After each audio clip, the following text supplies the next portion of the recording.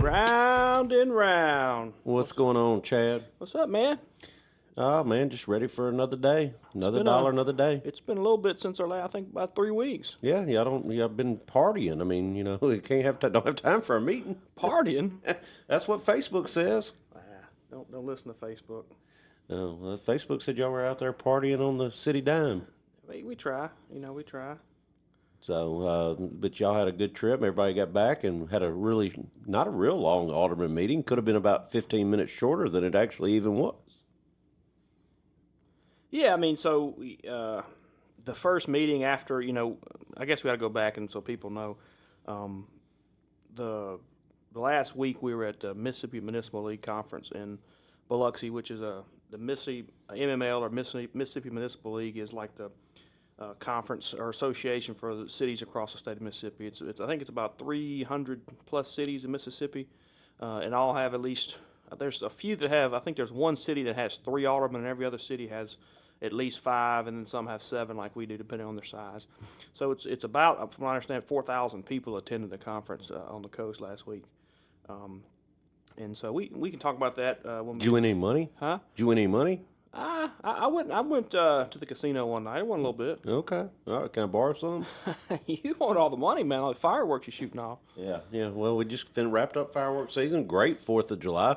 Before we get in the meeting, I don't know if you saw. I mean, I didn't see it live. I got home about 12:30 and watched the replay of the Washington D.C. fireworks show, and that was the most amazing thing I've ever seen. If you did not see it, go find it on YouTube or wherever. Do you know how many munitions they shot off at that show? We watched it. Okay, well, context. Last year's Washington, D.C. show shot 20,000 munitions. Okay. This year, 850,000 munitions. That's insane. It was one of the craziest things I've ever seen. It was a cool show, and to tie it in, Hernando had a nice little show. We watched that live on the 4th. Okay. At Robinson Gin.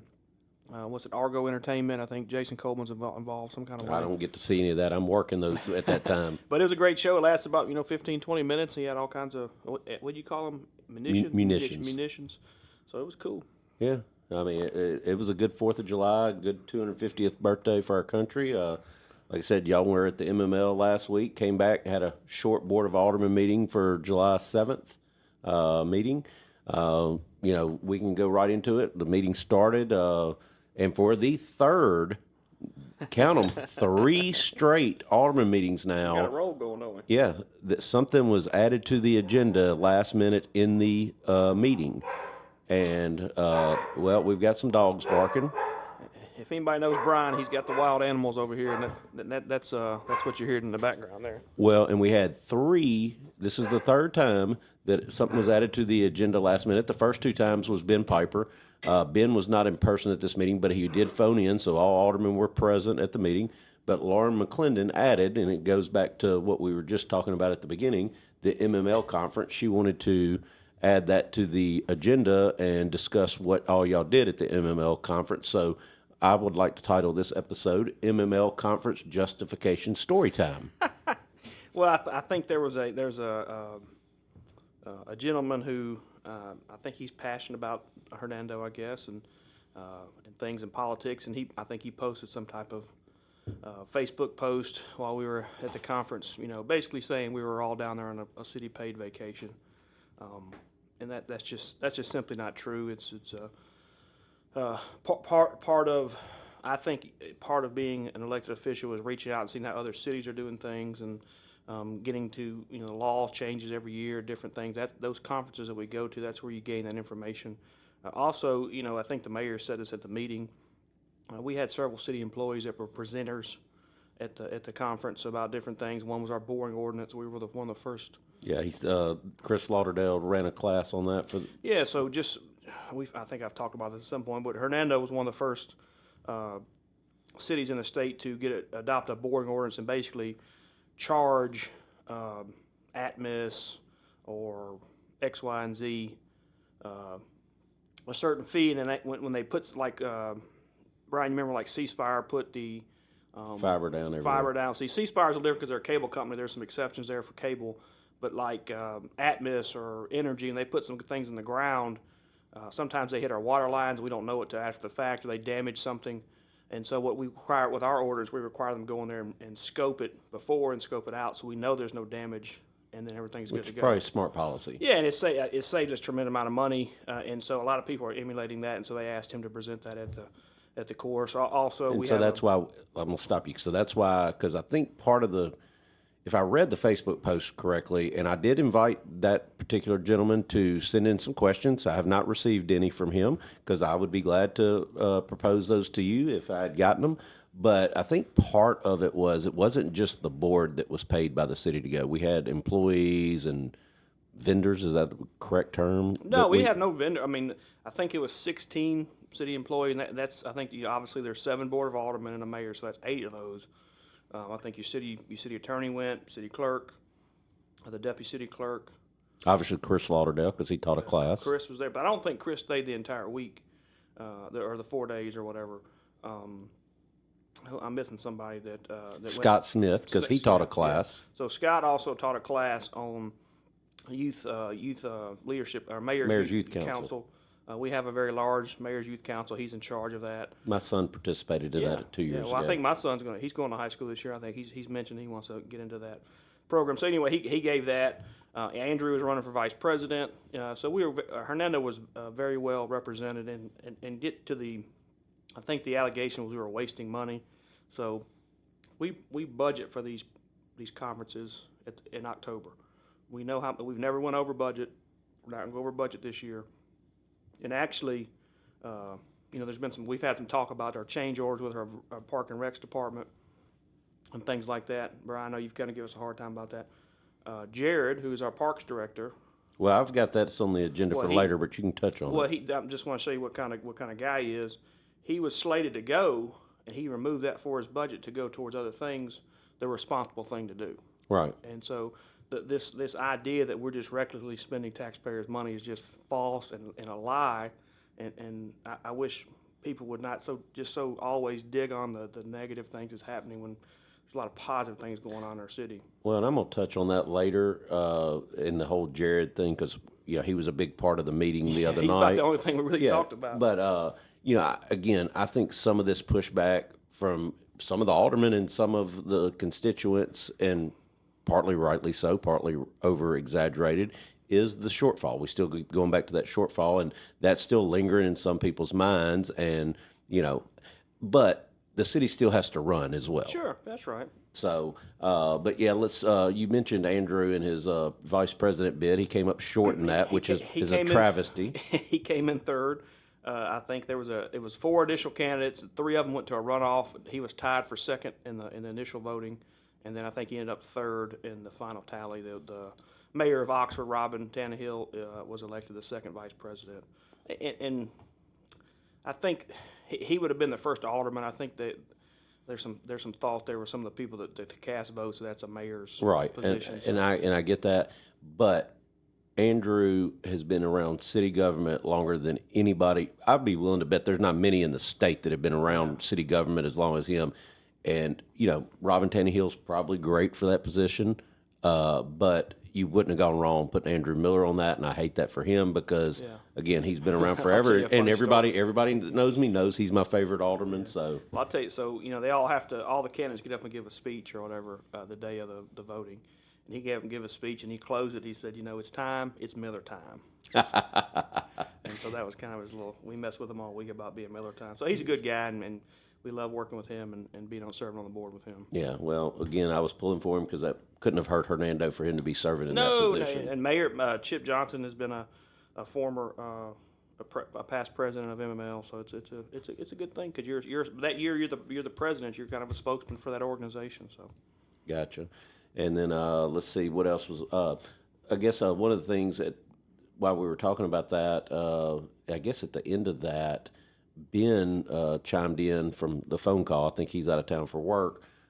He brought up storm maintenance and pre-order for emergencies with vendors, and he talked about that for a minute. And Chip ended with that he thought it was a great idea to explore that for the next budget.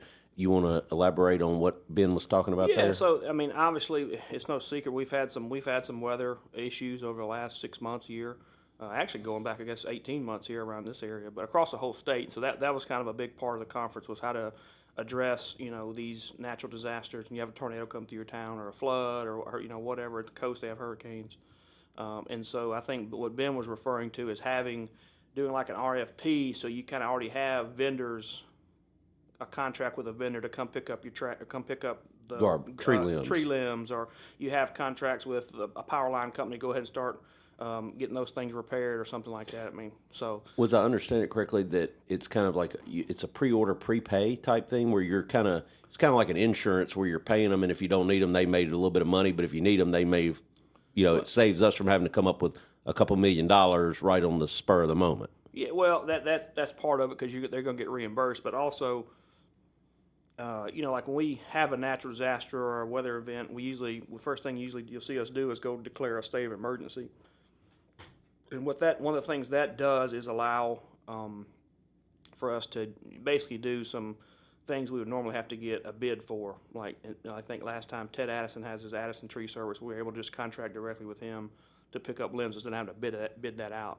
And that's what I think Ben was talking about, already having an RFP out there, so we get a good price for what we got. So when they do start get gouged. Yes, exactly. So maybe there's 3 or 4 people that bid on it, and I'm assuming there's other cities doing that. Is why that came up in this meeting. Because I'm assuming Ben went to a class, or one of y'all went to a class about it. There were several classes about natural disasters and how to, response to those type of events. And I think that's what Ben was getting to, is making sure you're getting a good bang for your buck, but also having somebody in place when you need them. Okay. Well, and that was really, that took up a good 10, 15 minutes of the meeting, y'all talking about your MML conference justification story time. That was 15 minutes of the meeting, and then there was the next thing on the agenda meeting was Scott Farms' new phase approval, which wasn't much to that. It was just approving the next phase, and no questions were really asked. And Andy Richardson was there on, as representative of the engineer for it, and he didn't have to answer any questions, and it was approved unanimously. So nothing much there. And I think that's the final phase of that subdivision, I think. That was my question. I had that in here. I think they said that was phase 4 of it, and I didn't know how many more phases they had of that subdivision. I think that's the final phase of it. And that's right there going out Old 304 at Scott Road. Yes, that's right. Yeah. Old 304 and Scott Road. Yeah, that's probably the very far end of the city of Orlando. It's really close. Yeah, it's outside the city. It's right there before you get to the John Deere dealership. Right. Yeah. So, and then the rest of the meeting was completely taken up with one topic, and I think this could have gone in about 5 minutes, but it drug out for 15 or 20 minutes. This was over an assistant parks director approval that again, you can correct me if I'm wrong. I remember back during budget times last year, it being discussed, and y'all did budget for 6 months of it. The last 6 months of the year was in the budget to have an assistant park director, just not for the first 6 months, because back in that earlier meeting, Jared had said, I can survive the first 6 months, but before Renaissance Park opens, I need to hire an assistant park director. And now we're 9 months into this budget, so it didn't happen at 6, but he was there to ask for that to go ahead and be implemented so he could put it out there to hire an assistant parks director. Tell me where I'm missing on that. Yeah, so last October, I guess we approved the budget last September. One of the things that Jared asked for in his budget was a assistant park director position, and he actually put the entire salary of that. I think the position is going to be $65,000 to $75,000. I may be wrong on that. Don't hold me to that, but something like that. Real estate doesn't get better. I'm going to apply. There you go. And their main responsibility would do a lot of more of the day-to-day stuff, so that Jared can do some of the more administrative stuff, where he's kind of having to wear 2 or 3 different hats a lot of times. And he's basically in charge of a construction project, and along with his other duties. And some of the board members were a little hesitant to that, because we want to make sure the revenue was coming in. We had just, if you remember, we had just set our millage rate. We had lowered it, and there was some concern to make sure we had the funds to cover that. I think there's also a police officer position that we put in the budget that we didn't hire, and I don't think we're going to hire it because I don't think we need it right now.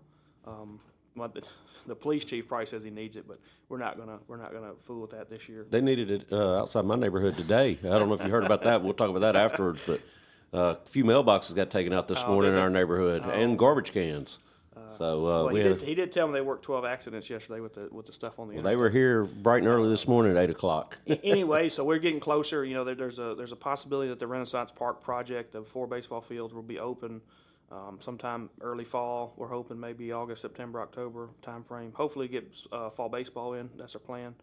And so he came to the mayor and said, hey, can I get this position filled? I'd like to have him kind of on board and taking a role as we get to the completion of the project, so we can kind of know, when they turn the keys over, where everything is and how everything's supposed to work. Well, Alderman Miller at one point chimed in when the discussion was going back and forth. It was basically just between Alderman Kitchens and Jared, the discussion. Like that. And Alderman Miller did chime in at one point and goes, well, he wants this person on now so they can learn their job in the next few months before, because I think part of Kit's thing was, why don't we just push this into the next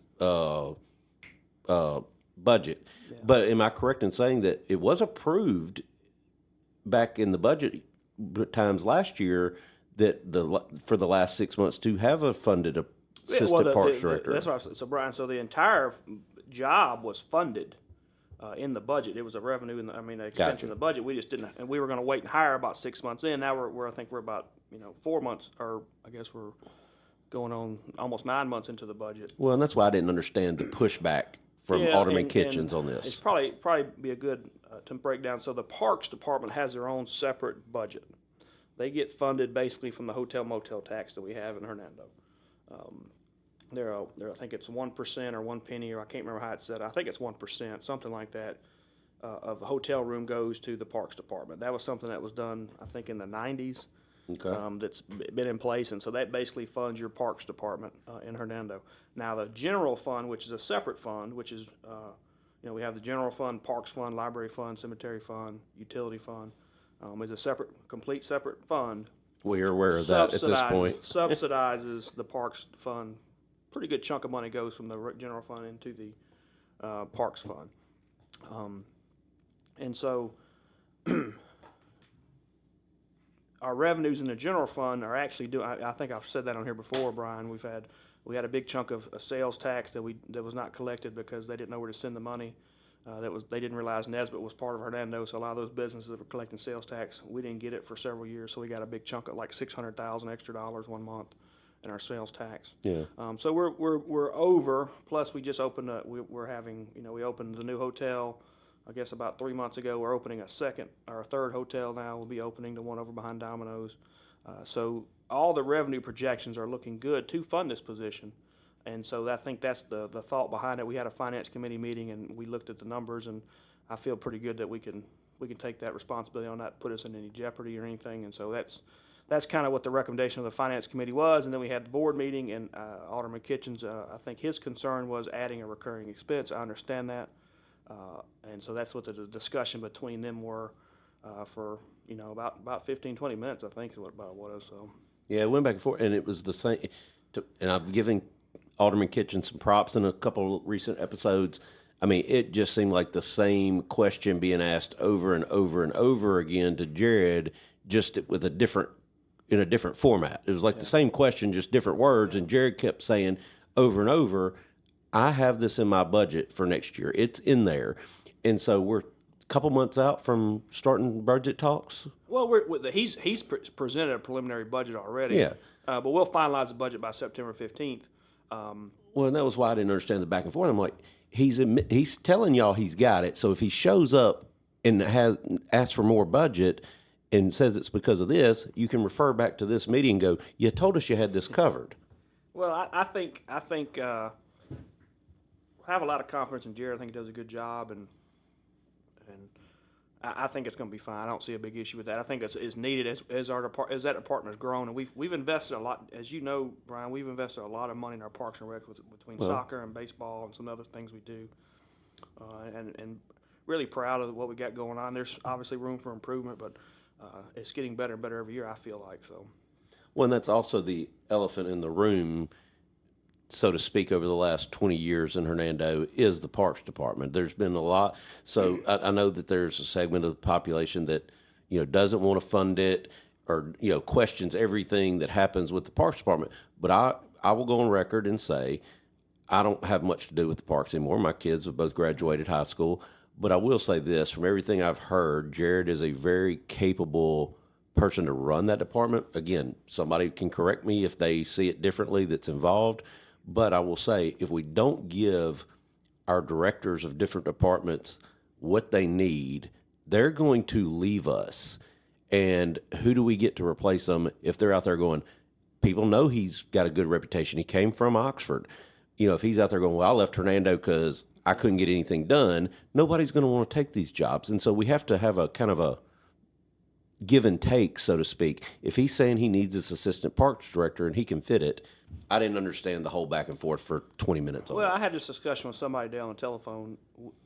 Hernando, especially our baseball, because we're between Snowden Grove and Oxford, we're compared to those facilities. And we're just not going to do that. We're never going to be those two facilities. We're different. We're not going to host 100-team baseball tournaments in Hernando. That's just not going to happen. I've been saying that for 2 decades you too. You can ask Mayor Musselwhite. They don't generate a bunch of money by hosting. It's the people come and stay in their hotels, eat in their restaurants, things like that. It's not the parks department doesn't make any money. It breaks even.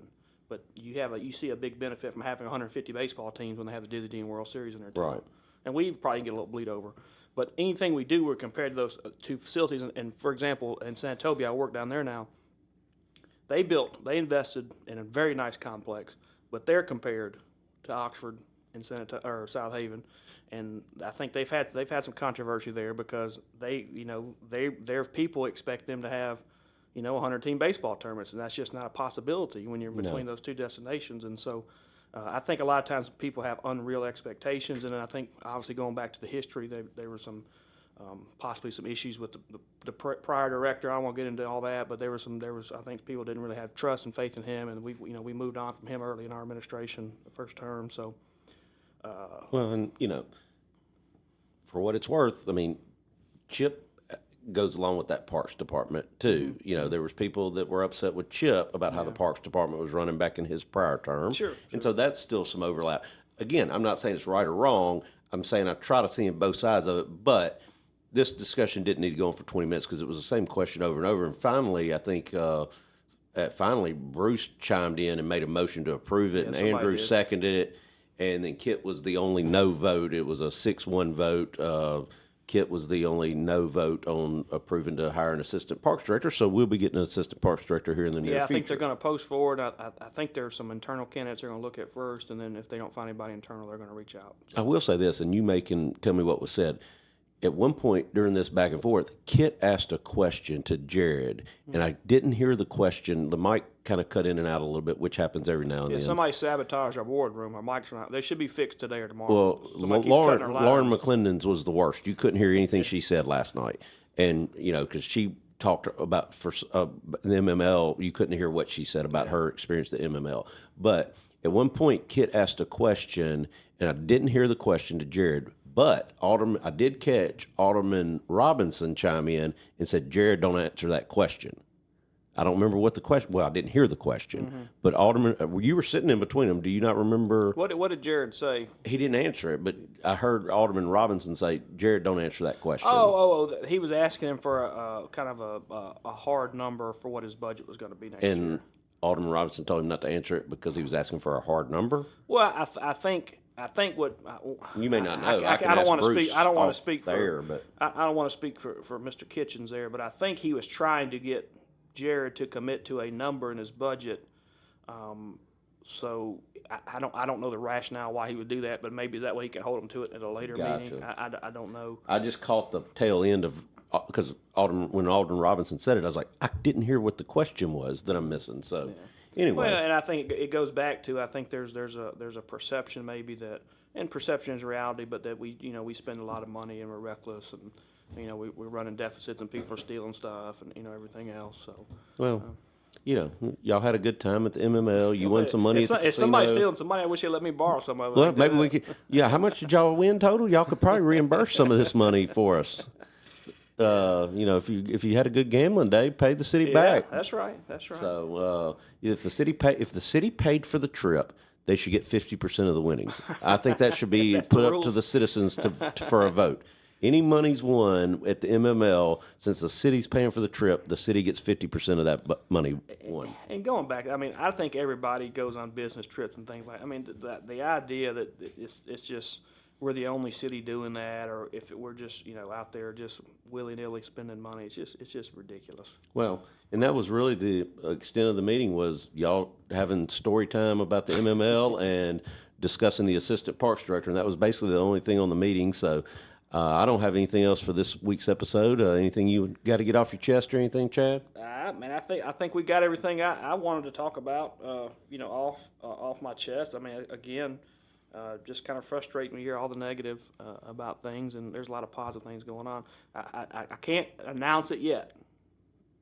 Uh-oh. We're real close. Real close. Everybody listen up. Real close. And we're not in a position to confirm it yet, but they are very actively participating in another restaurant kind of over by Tractor Supply area. Another Mexican restaurant. You heard it here first. No, I will say we already have one of these in town. This is going to be a second one. Okay, I think I know what that may be, actually. So, all right, well, if that's it, until 2 weeks from now for the next Alderman meeting, I'm Brian Couch. I'm Chad Wicker. And this is Roundabout Roundup.